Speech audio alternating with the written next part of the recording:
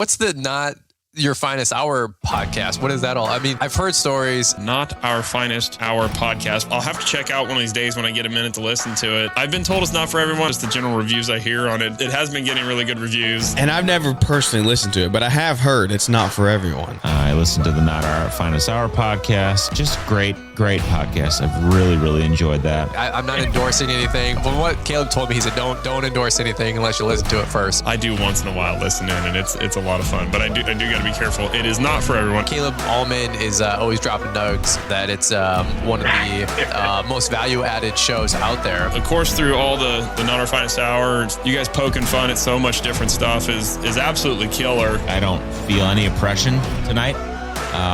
In fact, I feel very free. Not Our Finest Hour podcast. Thanks for being here. I'm Interlock in, and I wouldn't fucking miss the Not Our Finest Hour podcast for nothing. Welcome to the beginning of the podcast, which we missed last week, and that was my fault. Was it? Yeah, you were away, but then my life was a fuck show last week, so we were in the midst of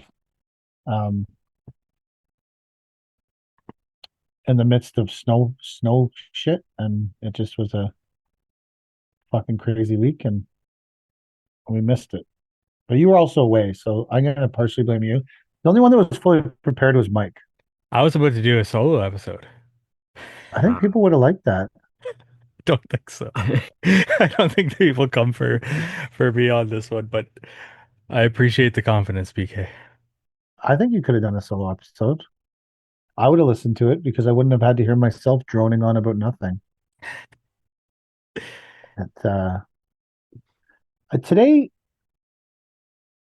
I was upset, and it could be because I've only slept like 2 hours a night for like at least 3 weeks, maybe 4 weeks now. But the Durham District School Board somehow ended up in my feed because they're building a new school. And they had a bunch of people in suits and dresses and high heels and whatever walking through the construction site of the school, talking about the different aspects of the new school, which, yeah, whatever. I guess they're advertising their new unnamed school. But they were wearing hard hats. I was like, fuck you. That's like cultural appropriation. Like, you woke fucking motherfucking district school board fucking motherfuckers. You're culturally appropriating hard hats. You don't wear hard hats. You're not a hard hat wearing people. Stop pretending like you are. I feel like wearing a hard hat as a person that should never be wearing a hard hat is as much cultural appropriation as anything else. Wait till they find out the school's on stolen land.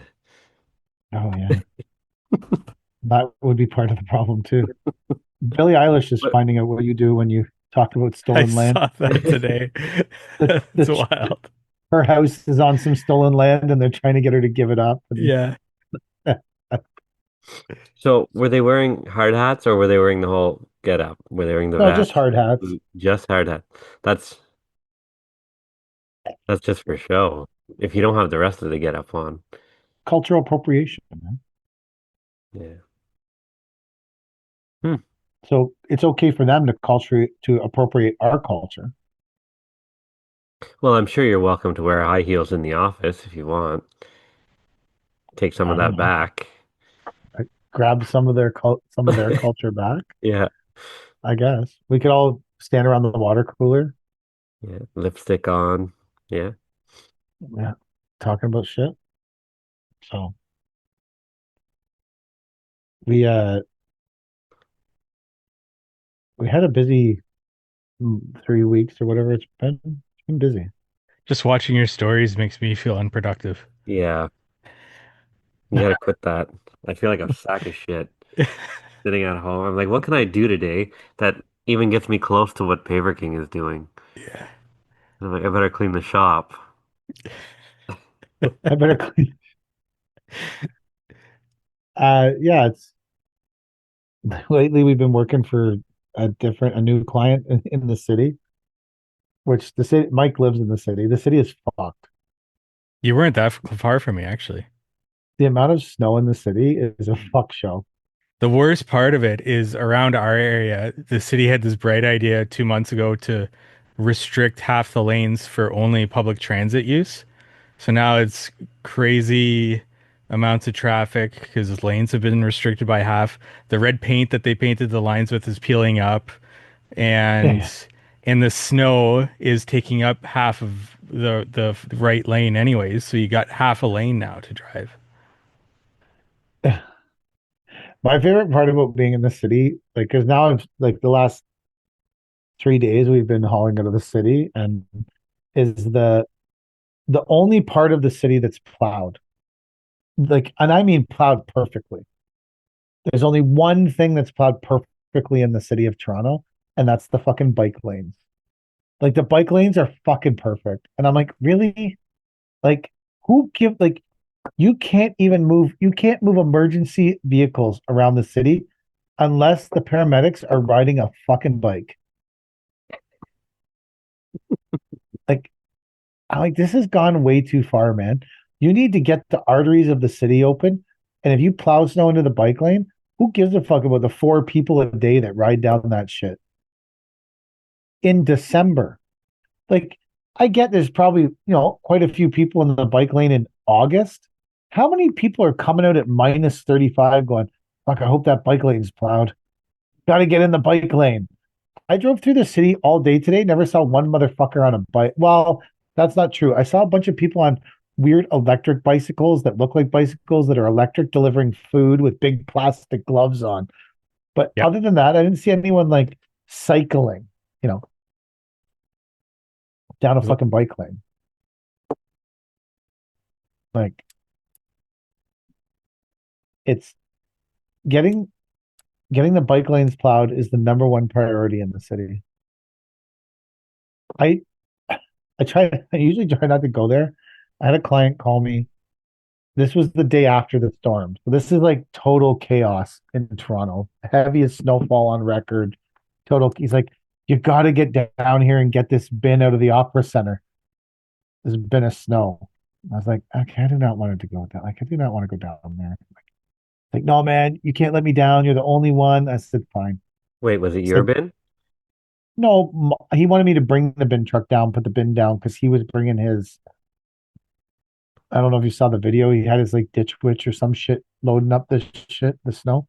Oh, So first, I'm like, in the winter, generally, I don't ever take the dump body bin off the truck because there's an air thing that gets like, it's just salt and shit, and there's electrical plugs. And if the whole thing is working, you're better to let sleeping dogs lie, in my opinion, than start unplugging all this shit and replugging it in and unplugging it and replugging it. Like, I was like, okay, whatever. He called me, like, I need you. And he's a good guy. He's a good client. I was like, fuck it. All right, let's do it. Like, I said, I got time. I can come down myself. let's fuck up my day. Let's do it. This is fucking up my night. Cause it's like, first he says, be there. I said, I'll be there at 9. Like, oh, can you be there at 9:30? I said, no, sure, whatever. He's like 10. I said, okay, 10's fine. Then he said, be there at 10:30. I said, all right, fine, fuck it. I said, I'm not coming any later. So I'm on the lake shore, and I might make the right to go north on Bayview or Bay or whatever fucking road it is. And just as I'm doing that, the Raptors game lets out.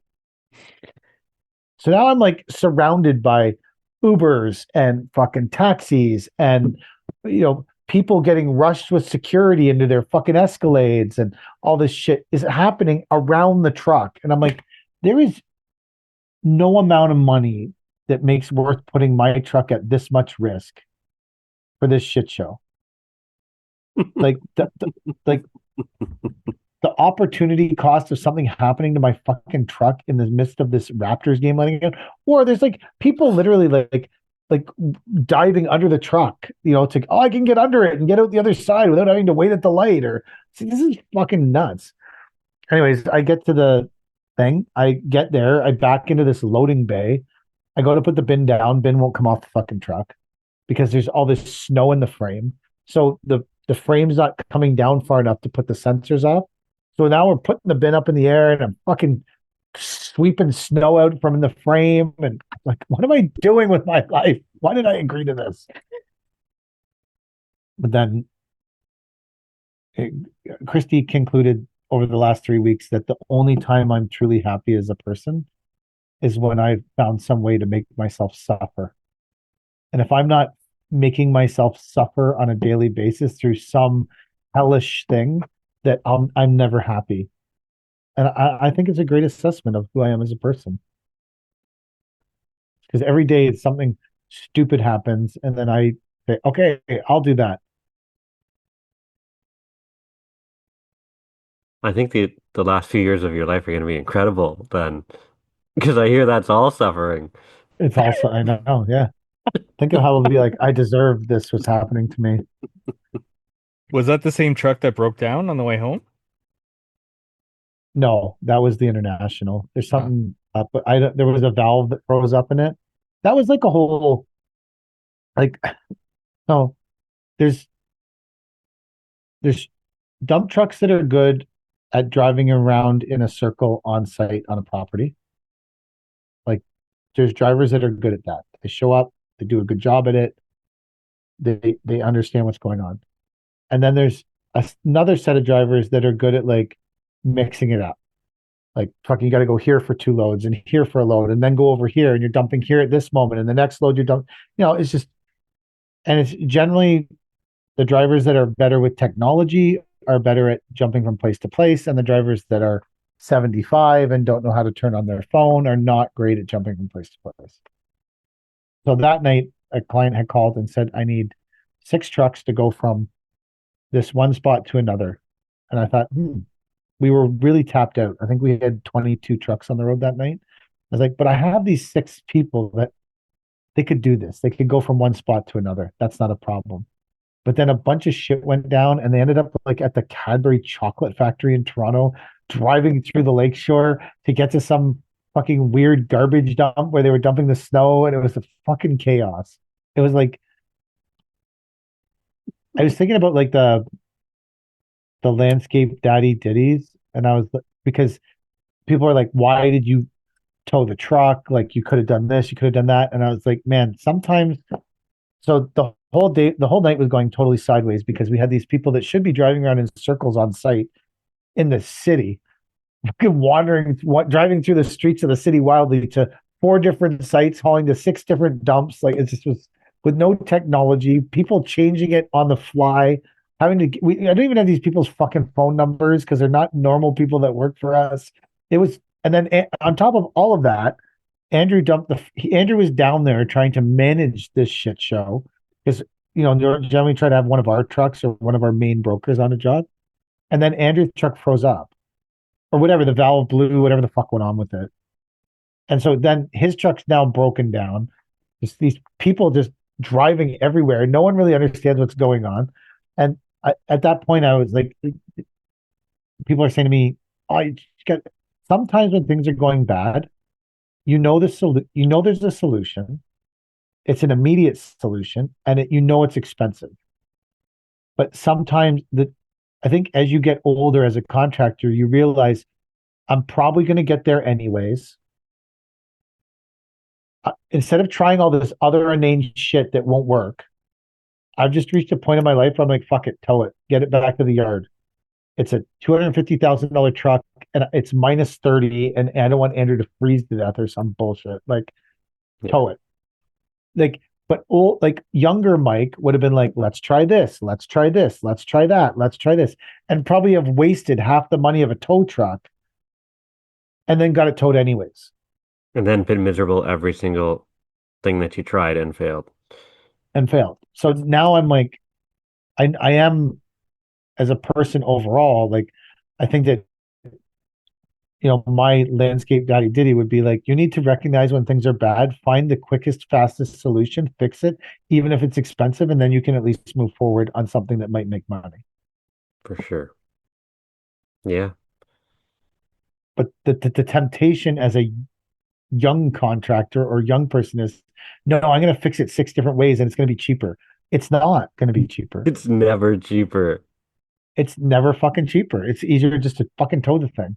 And honestly, it was only $1,200 to tow it, which I thought was super fair. Like, this dude got out of bed at like 2 o'clock in the fucking morning in Curtis and went and drove to his truck and then drove to downtown Toronto and then went through the whole hassle of hooking our truck and then drove it back and then unhooked it and like did that for $1,200. Like I think that was pretty fucking good, honestly. Yeah. Yeah, that's good. It's So you quite have the trip. in the big trucks you have to disassemble the drive shaft? Only if you towing it from the front. Okay. If you're towing it from if you like, he could get the truck is still was still movable. So as long as you can tow it from the back, you don't have to pull the drive shaft. Okay. If you have to tow it from the front, which sometimes you do have to tow it from the front, then you have to pull the drive shaft. He didn't have to do any of that, but still, like this guy got up at like 2 in the morning and came Yeah. and brought the truck back. And for me, I was happy that the truck was safe, and happy that Andrew was fucking safe even more. Like at minus 30, man, you could freeze pretty quickly. For sure. We had another one of the broker's trucks cracked the block coming up the DVP on Saturday. And it was the same day they were moving that bridge downtown. So they were like closing off the DVP with pylons, and his truck was like they're like pyloning around his truck to close off the DVP. But one of the other guys stayed with him because he was worried about him freezing to death. Because the truck wasn't running anymore, right?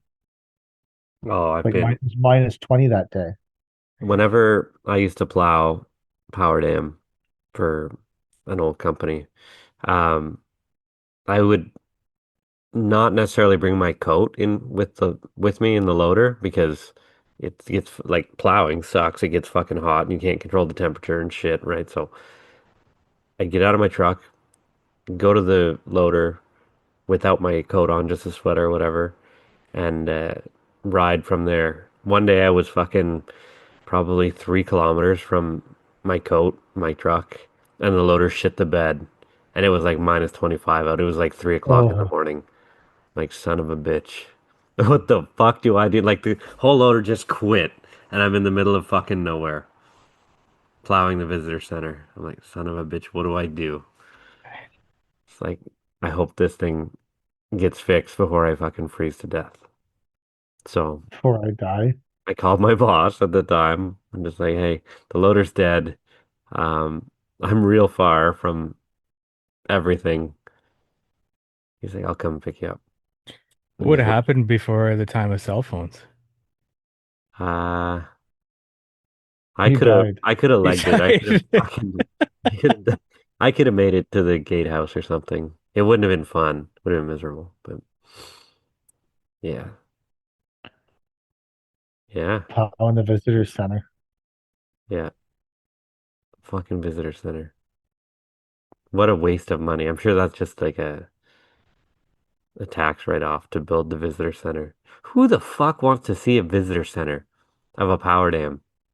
There's nothing to see in there. Obviously, visitors. No. I think it was full one time. And like just to maintain to clear the snow there, they probably would spend 100 grand a year clearing snow from that little place. Whatever. Well, so it's a power dam visitor center. Yeah. So you can visit the it's a little video, probably just runs on repeat inside the visitor center. There's not much to it. Do A little people actually snowy come to see building. the dam? No. So the No. visitor center is definitely not being used. No. It's yeah, like there you can't tour the dam or anything like that. So there's no You just reason. go in the visitor center and watch a video and leave. I guess so. I don't know what else do you do there. It seems pretty dry. It's fucking dry, man. I went when we were in Vegas. I went to the Hoover Dam or whatever it's called. It was cool. That was really cool. Yeah, that's a different attraction than Cornwall's Power Dam. You're saying the Hoover Dam in Nevada is more impressive than the Absolutely. Cornwall power generating dam? Oh yeah. Yeah. The only cool thing about this entire dam is the eel tube. Oh, I think you talked about this before. Yeah, I've talked about the eel tube Yeah, before. that's right. Because Yeah. the dam interfered with the migration pattern of the eels. They had to install an eel tube for the eels to get from the top of the dam to the bottom of the dam. Do you see the eels going? No, my God, Oh. no. It's like a PVC pipe or Oh, something. I thought it'd be clear and you No, could. no, it's not like an attraction. No, Okay. no, no. They don't highlight it at the visitors No, center. they don't highlight.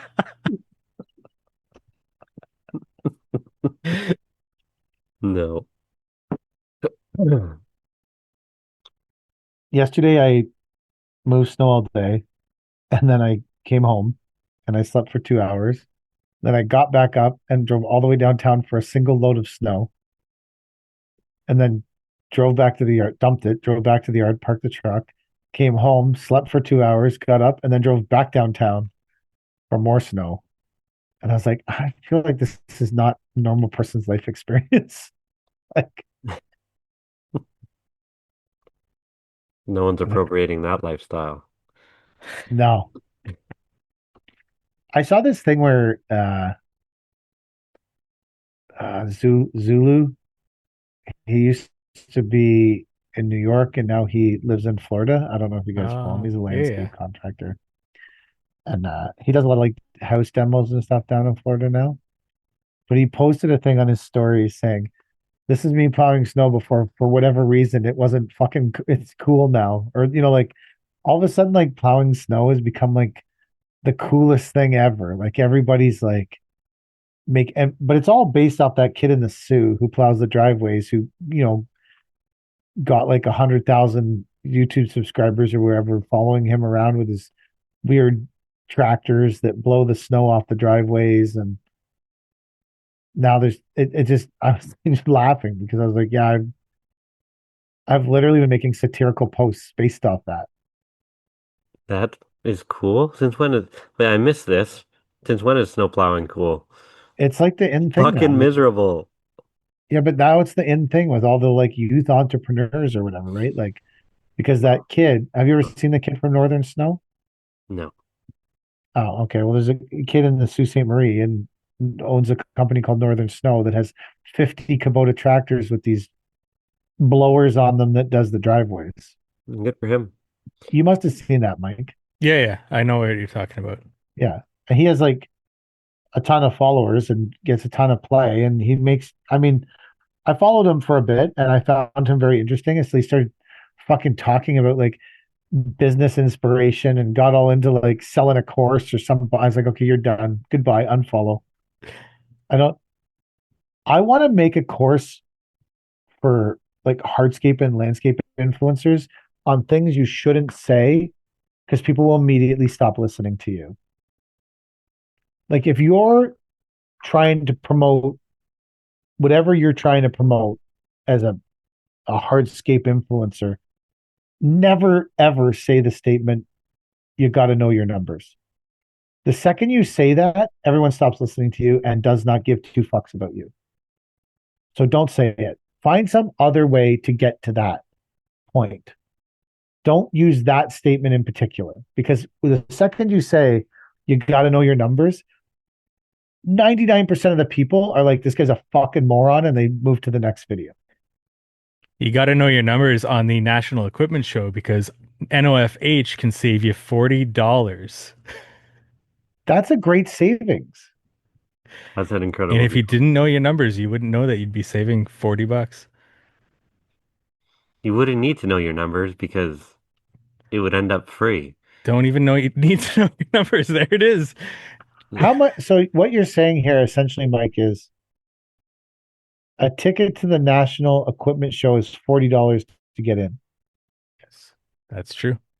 But if you're listening to this podcast and you use the code NOFH, we will get you in for free. Absolutely.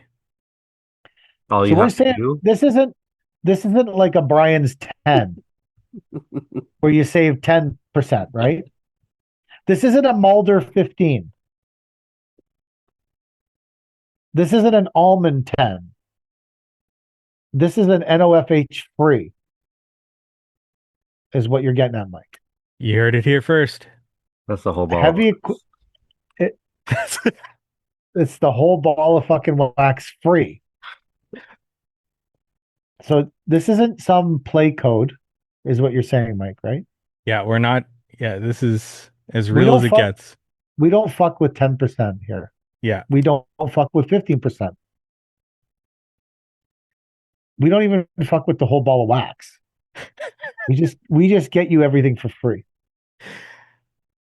That's right. And I think we have a link. The link is going to be in the show notes, which will automatically apply that promo code if you sign up for it. Where is the National Equipment Show going to be? And when is it going to be? It's going to be at 6900 Airport Road in Mississauga. What's the name of that venue? The International International Center. Center. International Center.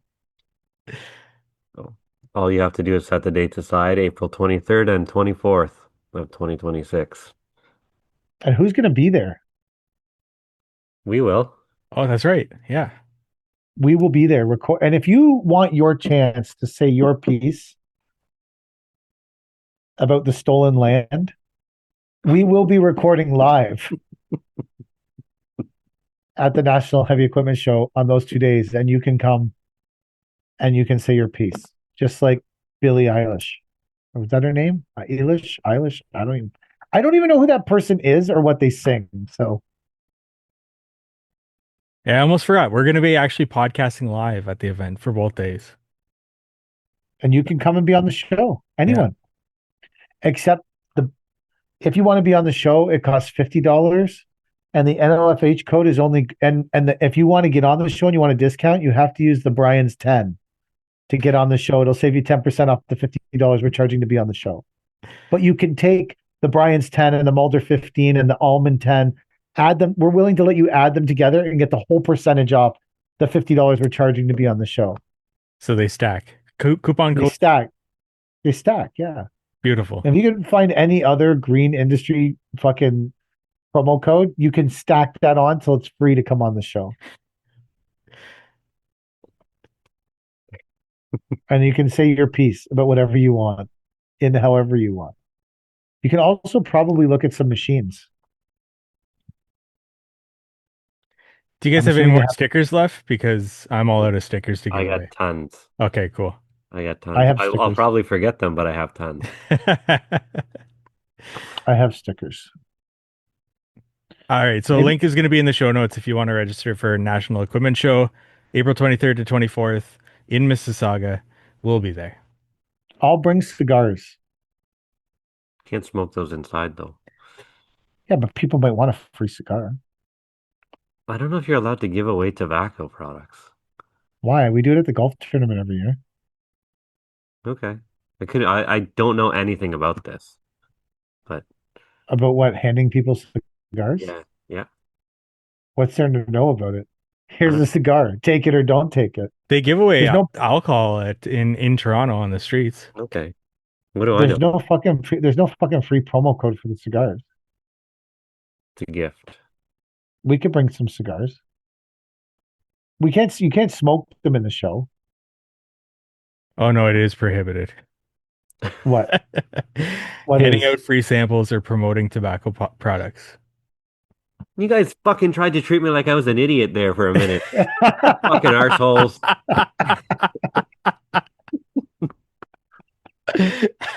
Why can't you do that?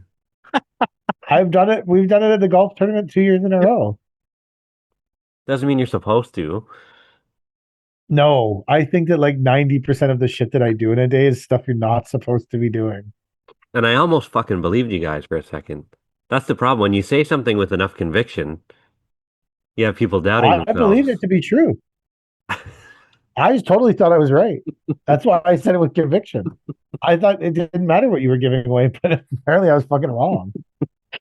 I guess I'll have to be less. We'll have to post less videos online about giving away cigars at the fucking show this year. Otherwise, people will figure it out. We'll get busted.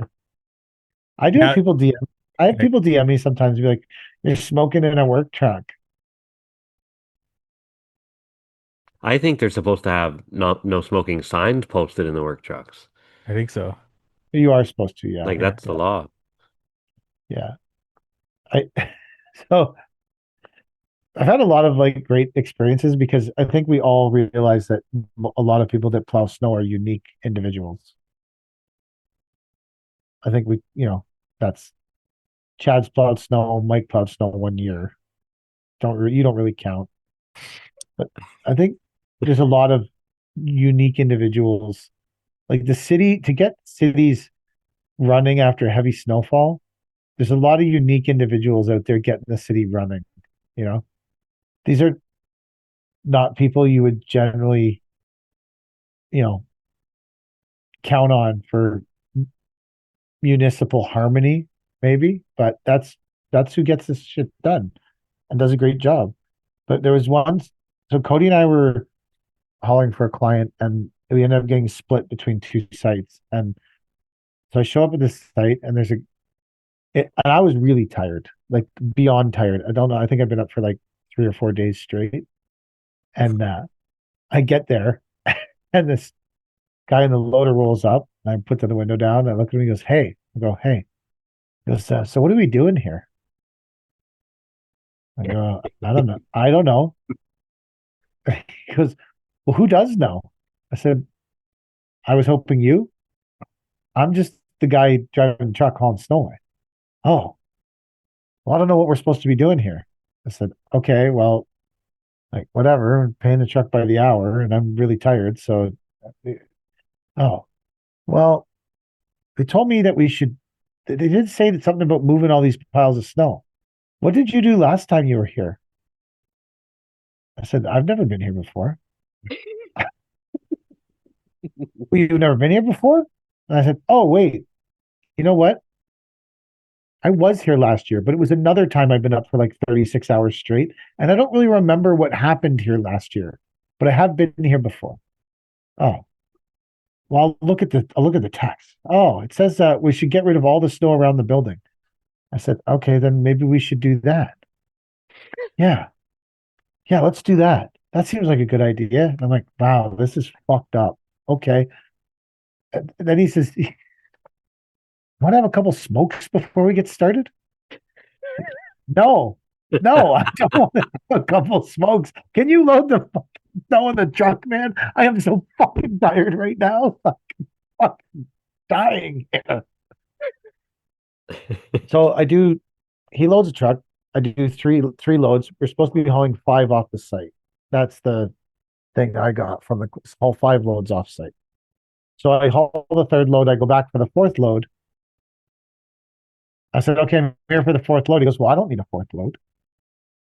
I said, "Okay, well, it says to remove 5 loads." He goes, "Yeah, I got bored because you were gone a long time." I'm like, "I was gone for 20 minutes." It's like, so I scooped up all the snow and I moved it over there and dumped it on over the curb in the field. Like, "I don't think you're supposed to do that, Mac." He's like, "Oh, well, I don't need the truck here." I said, "I'm charging you for a 4th load. I couldn't fucking care less what goes on here anymore." And then I left. Fuck. The stupidest. What are we doing here? I don't know. "What did you do last time you were here?" "I've never been here." "What are you talking about? I'm not in charge of this." Like, Generally, snowboarding is a the loader operator is the man in charge on these sites. totally agree. 100%. Yeah. Like it boggles my mind that he wouldn't know what he's doing there. But I mean, I've also sent my workers places where they have no clue what they're doing. What are we doing here? Why are we here? I thought, yeah, this is like a Paver King dispatch. What are we supposed to be doing here? Now Mike's pissed because we're not doing what he didn't tell us we were supposed to be doing. Yes. I got an interesting message on Instagram today. I'll read it. What did you talk about on the Landscape Daddy Diddy today? Today, Yeah. Did you miss yesterday's? I may have missed yesterday. I mean, for free information, more than not is good enough, I I was think. waiting on my landscape ditty yesterday. For my- Don't worry, there's still 300 and some odd days left. So a some account called Job Table messaged me and said Job that a what? mutual job table.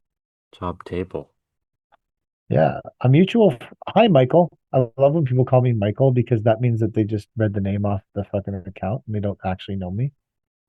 Uh, been meaning to reach out to you. A mutual follower messaged us a couple of weeks ago in response to one of your stories about doing paperwork late at night.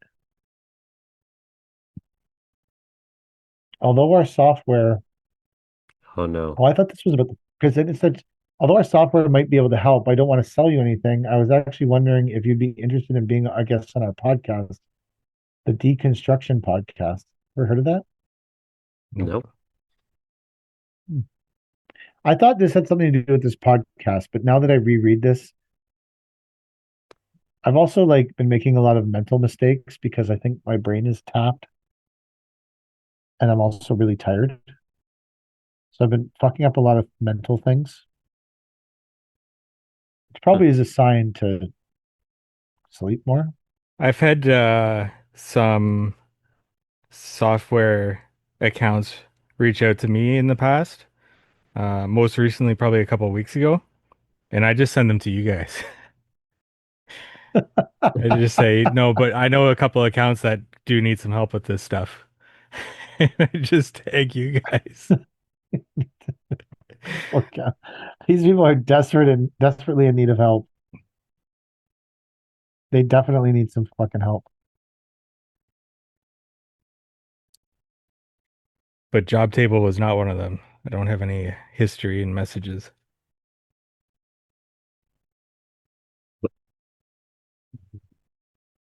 Huh. We are a landscape company with 437 followers. If this realist gets to us to 1,000 followers before mulch, I'll do whatever the top comment says.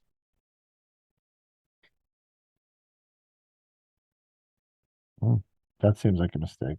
I see a lot of going back to the snow clearing becoming popular. What's been popular for a while now for the lawn care industry is doing people's lawns for free, like on YouTube, and those Oh go yeah. viral. Now I see it for the snow clearing. People doing snow clearing for free for a like an older couple trying to shovel out their driveway, and those go viral. I want to see someone get fucked in the ass for doing that. Like, do snow clearing for free and then they hit Somebody a slips. mailbox or something and somebody gets sued and all because you wanted to be a hot shot and do it for free. So Christy and I were having this discussion because we were hauling snow Sunday. No, I don't know. One night this week. What night is it? Is it Thursday? Maybe There's, it was might have been Monday, Tuesday. Anyways, we were hauling snow and it was the last load. Well, and there's some confusion about who was the last load, but the essential part of the story is when we were leaving the dump site, she was leaving, I wasn't there. There was a car in the ditch. Someone had driven off the road and buried themselves in the ditch. And another person had pulled over to see if the person in the ditch was okay, which seems reasonable. But then Christy was scared that something would happen to those people and they'd get hit by another car. So she pulled our truck behind the car that was helping the car that was in the ditch and turned on all the strobe lights. And I was like, that's fucking great. So now they can drive into our truck instead hmm. and then bounce off of our truck into the guy who's trying to help and then clip the guy who's already in the ditch. And then that way all three of them can sue the fuck out of us. Yeah, let's do the biggest one on the road. Biggest one did the most damage. What you should probably do is shut up the strobes and get the fuck out of there and leave. Yeah. Don't But be what if something happens to the guy in the ditch? I'm like, he's a moron. He drove into the ditch.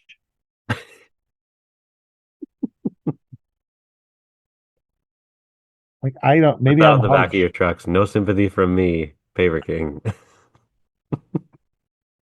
I I think agree. I agree with you. But how much do you want your people working for you in your trucks involved with people who are in the ditch? Now, if the car's upside down in the ditch and the people are injured and there's clearly an injury, yeah, you got to stop and you got to help those people. But this is just some drunk dude who drove into the ditch. And the car was just in the ditch enough that it was stuck in the snow and he couldn't get out. This isn't like a flipped over car or a car that was in an accident. This is a guy who was pulling over on the ditch to probably take a piss and went a bit too far because he couldn't see the edge because of the snow. And then the car slid down into the ditch enough that it couldn't pull itself out. This is not something I think we need to be involved with as a company. I've been in a similar situation down the road from my shop. Whenever I worked for my old boss, and he owned my yard. Somebody rear-ended someone else down the road from us, and Spike pulled the work truck over behind them and turned on his lights. And he says, "Chad, we have to help them." I'm like, "Spike, there's already two other cars here trying to help them, and it's just a fucking fender bender. Let's leave."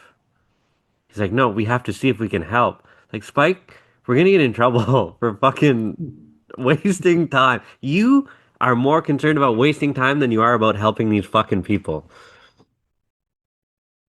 So like, okay, well, let's leave. Good, let's fucking leave. Get the fuck out of here. Let's go. On the way Full response. to my vacation out of the Ottawa airport, which is a great airport to fly out of, by the way. It's so calm. It's like a little library there. The people are nice. They're not assholes like Montreal. Like, it's a great little airport. Anyway, it was 2 o'clock Wednesday morning. I'm driving to the airport. We get to Ottawa, take the exit ramp, and there's this tow truck that's blocking all of the two lanes. I'm like, great, the road's closed or whatever. Then I see this guy in the ditch, and his little Honda Civic or whatever is in the ditch. 2 o'clock in the morning, he's standing outside shaking, no coat, and the tow truck moves enough so that I can get by. I roll down the window. I have my mom in the car, my wife in the car, my daughter in the car, and my stepdad in the car with me. I roll down the window and say, "Hey, you can't park there." 2 o'clock in the morning. "Hey, fuck you, man." Everybody in the car laughed. Okay, let's go. Let's go on vacation. Fuck this guy. Yeah, his day was ruined and mine was off to a great start. How was Mexico? It was good until I got the shits. Mm. That, like, and I am not afraid to try different foods and all this stuff, right? So everything is going good, and then about 4 days in, things are not going good, and everybody's like, "Well, it's your own fault. You're eating all this different stuff with faces and stuff," and it's just like, usually What? that, like, faces like fish and all this stuff, and because it usually doesn't affect me, but this time, my God, I I thought it was the water down there that makes people sick. I think it was water from the drink, like, because all the food I had was nothing super crazy. Like, everything was overcooked at the resort. I think they do that on purpose. Um, but yeah, I ended up eating bread the last 2 days. Was the food good? It was all right, pretty good. Yeah. Not as good as Jamaica, but it was good. But I probably should never eat like I ate in Jamaica again in my life because I still feel fucking fat from that. It was just too much food. When's your next vacation? I'm going on a trip next week or a week after. I don't know, 14th or something like that. Is this when you're going to Scotland to see the band? Yeah. So Mm. I'll stay here and move snow. I think we're going to go away in April. ooh, where are you gonna go? Kelly found a resort she really wants to go to in Mexico. Mexico. Give me one sec. So I think that's where we're going to go. Not the 23rd and 24th, though. No, I told her that on the 23rd and the 24th, we would be recording live at the National Heavy Equipment Show at the International Place. And if I told her if she wants to come, she could also use the NOFH code for getting a free ticket. And if she wants to pay, then she can use someone else's code. You're thinking of going to Mexico? Well, that's where Kelly wants to go, so Right. I will probably go. Have you guys been there before? No, we've Oh, never no. been there. This would be our first time. Usually always Jamaica, right? We usually go to Jamaica, yes. Yeah. But I don't know. Kelly found some resort she wants to go to. It seems really nice. I think by that time I'll be happy to go almost anywhere. So, because I am pretty tired, to be fair. So, um, You just seeing your stories, PK. Seems like you're not getting much sleep. You're posting throughout the night and then right away early in the morning. Don't know how you do it, man. 2 hours. How do I? How do you do it? Well, Mike, you're not in the park and creation game. Yeah, I guess. I guess I don't What have the does passion for that. If you're not first, you're last. Even somebody else has been tagging us in parking creation Yes, on the Not Our Finest Hour account. Actually, ZZ Landworks who gave us the "Can you rate my truck?" yes, yep. He tagged me in a bunch of stuff too. So, yeah, if you're not first, you're last, Mike. Didn't even know the I'm not, parking creation game existed before you. the game existed before me. It'll exist after me. I'm just a player, Yeah. minor player in the game of parking creation. I think there have been some epic parking creation quotes this year. The thing about parking creation is, honestly, it's a lot of the same thing over and over again. I like that you can be the paver king and the par king. The parking. I thought that was. I saw that note. That was good. I thought that was creative and funny. Parking. The yeah the parking creation game is a hard game. Not easy. No. I feel like this year we this was the first year that we really had it dialed in. Oh You know? yeah? I felt like we were more scrambly. I think we've always done a pretty good job at meeting our clients' demands, but I think this year was the first year where we were really very organized. And we had a lot more going on than normal, and we had a lot more phone calls because I think that for us, the parking creation game is definitely a growth part of our business. What do you Um, attribute the organization to? Just oh, experience? yeah. And then so this year, part of the problem with parking creation is you end up with a lot of bills from a lot of broker trucks because we don't like some days we were dealing with up to 30 trucks. Wow. So you end up with a lot of invoicing from people that you don't know, that you don't have all the information. It's kind of a weird business that way, like trucking in general. But this year we kind of laid out that if you want to be part of our parking creation team, then you need to be in our app. You need to be registered. Your company needs to be registered in the app. We need all your information. And then everyone goes through the app. So I would say we have, there's 1, 2, 3, 4, 5, 6, 7, 8, 9, 10, 11, 12, 13, 14, 15, 16, 17, 18, 19, 20, 21, 22, 23, 24, 25, 26, 27, 28, 29, 30, 31, 32, 33, 34, 35, 36, 37, 38, 39. We have 40 trucks on the board now Wow. that we booked out. And of those 40 trucks, the ones that get the most work, there's 26 of them in the app, and then I dispatch them through the app.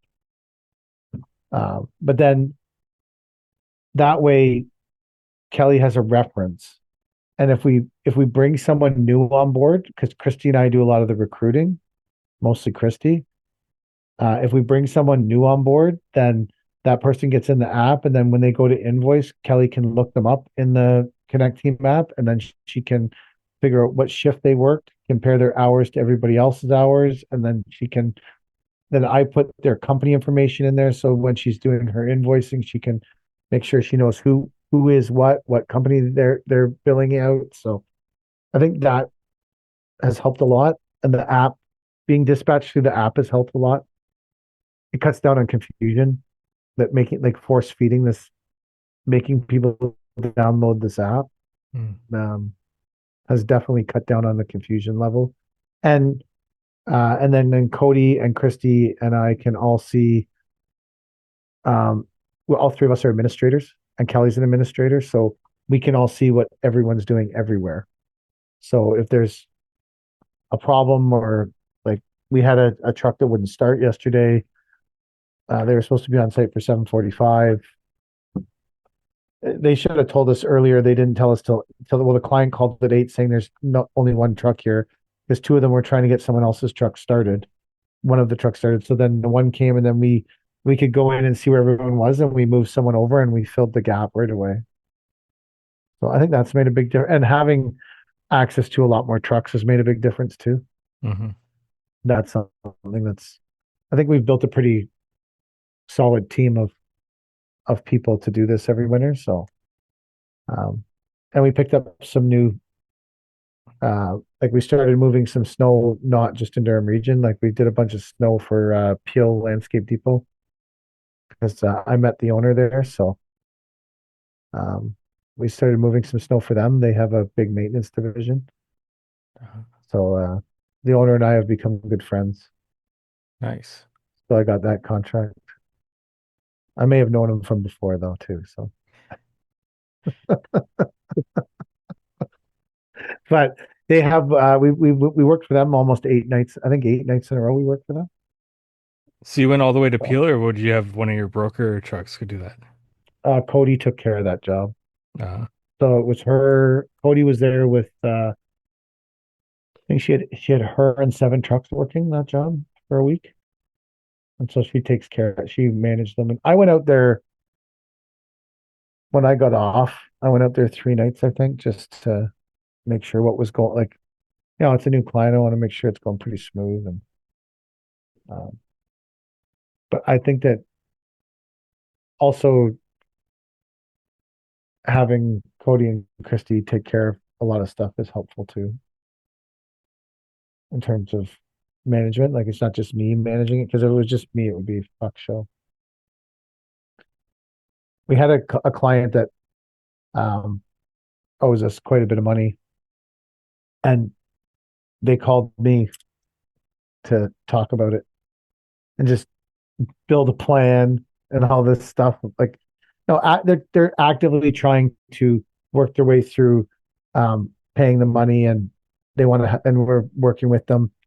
And so after the first phone call with me, I came home and I said to Kelly, "Oh, they call me from wherever," and I talked to them, and Kelly's like, "Why the fuck would they call you? You don't know anything." And I was like, "True, I know nothing." So I gave Kelly their number, and she called them. And they said, "Why are you calling?" And she's like, "Because Mike's a moron. He doesn't know anything. You need to organize trucks or dig a basement, that's fine. But if you need to know about money, or like, you probably have no idea how much you even owe us." Like, I don't. I have no fuck. I know it's a lot of money, but I have no clue how much. Maybe that's why he called you to talk about it instead of yelling about it. Yeah. I try not to get too up. I only got upset once the last month. The the trucks were working for a client we worked for 2 years ago, 3 years ago, and we didn't work for them the last 2 years. And I guess they had a really bad experience with the temple over the last 2 years, so they hired us back. And then they were like following the trucks and recording them, and then climbed up the side of them, and were engaging with the drivers. And that was I think, was inappropriate. So Why, they were just trying to keep tabs on them? yeah, they're just timing the trucks. They thought that maybe the trucks were going too slow or whatever. But I think that if you're dealing with trucks, you need to. My personal opinion is you need to go if you want to know how long the loads are taking. You can't judge it by one load because someone could catch every light or there's a bunch of different things that can happen. Maybe you got to take a piss, stop for coffee one load. Like what you need to do is take all the loads for the night and then divide the hours invoiced and then find an average. I think that's to me the fairest way to do it. Anyways, they engaged with a couple of the trucks in a way that I found was inappropriate. So then I engaged with them in the same way, and the conversation ended with me saying, "Hey, my excavator's behind this house on Highway 7 up there. Why don't the three of us meet there and whoever wins can bury the other one?" And they said, "Are you threatening us?" And I said, "No, man, I'm giving you equal opportunity. I'm all about DEI." So, anyways, we worked through our difficulties, and we have. I think that the whole thing that happened there was it built a better relationship with them, and they're they're good clients, they're good kids, and I think that just I was also tired, and I would be the first to say that maybe I got a bit offside with them, but I think they also were a little bit inappropriate, but I think that they didn't realize the way that they were handling the situation was maybe not, I said to them, I said, I think that everybody has anybody we're working for at any time doing anything, whether it's trucking or landscaping or excavating, they have the right to be dissatisfied with our service.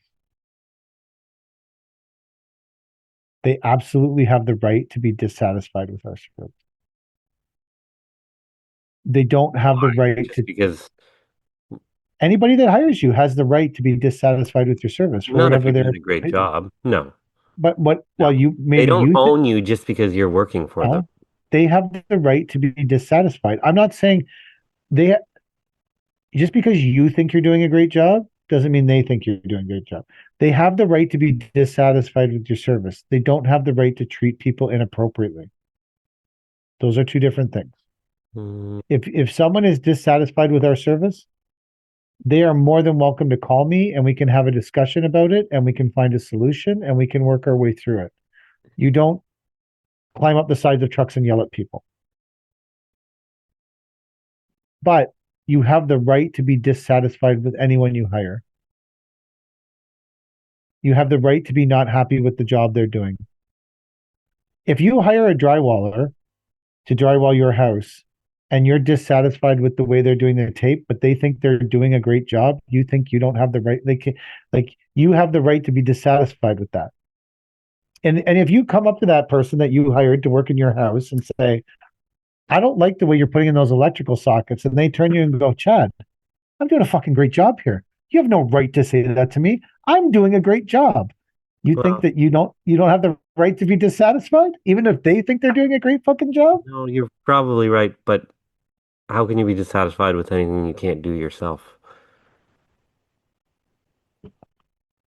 I think people can be dissatisfied with all kinds of things.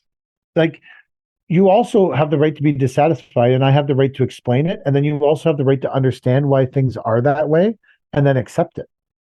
There. Okay. To your point that you're saying there, well, you can't be dissatisfied with things you don't know how to do. Well, you can be dissatisfied with it. And then I can say to you, well, this is why this is this way. And then you can say, oh, I understand now. I'm satisfied. Or you still have the right to continue to be dissatisfied and not understand it. So whenever they hopped up on the side of the truck and started yelling at the drivers, did the driver tell them why it was so and things were okay? No, because now you are talking about someone who's in a superior position to someone in an inferior position. Because the drivers don't want to lose their spot. They want to feed their kids. They want to feed their family. And now you have someone yelling at them from a superior position, a position of dominance. which is also something I pointed out in the phone call, is like, if you want to learn what it's like to be those people, I'm more than happy to come by and talk to you. And I will immediately show you where you are in this relationship. You are definitely in the inferior position to me. Because I don't give a fuck about you or your work. And I will just find different work. So you can never be in a superior position to me because I don't fucking care about you. And that allows me to say whatever I want to you and treat you however I want. Because I don't fucking care. But they could feel the same way about you, right? They could treat you however they want. And then we will mutually meet behind the house on Highway 7.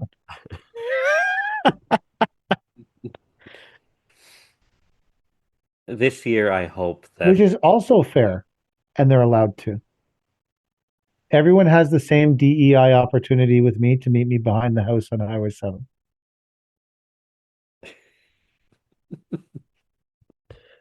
This year, I hope we stay away from that type of client. I honestly think that it turned out the whole thing blew up for a day. It was pretty chaotic. And then in the afternoon, I had a phone call with them because we had 12 trucks going out for them that night. And I was like, I'm going to gas these 12 trucks and pay everyone a 4-hour minimum to stay home. They were like, well, that's so much money. I'm like, maybe it's a lot of money to you. Everyone has a different version of what a lot of money is. Yeah. Gassing 12 trucks on a 4-hour minimum cost me $5,000. I couldn't give a fuck about $5,000.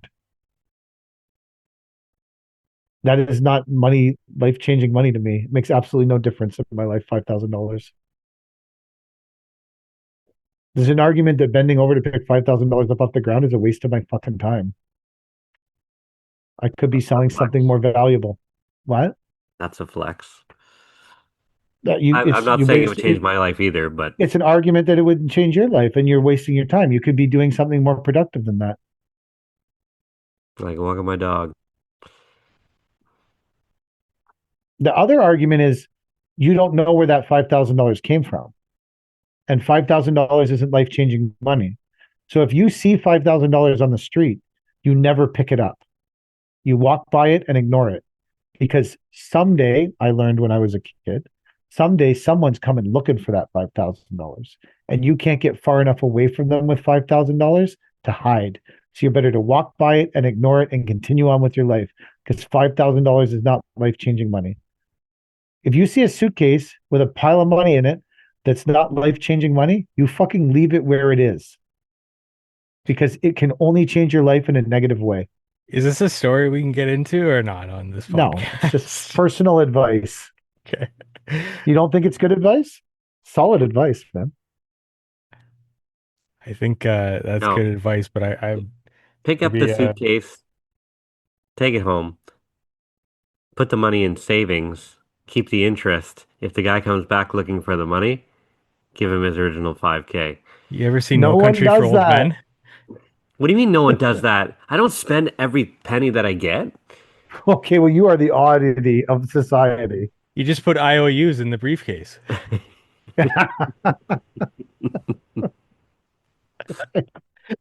Saying, if it's not life-changing money, leave it on the fucking ground. For 1,000 years, men will still say, this was their finest hour.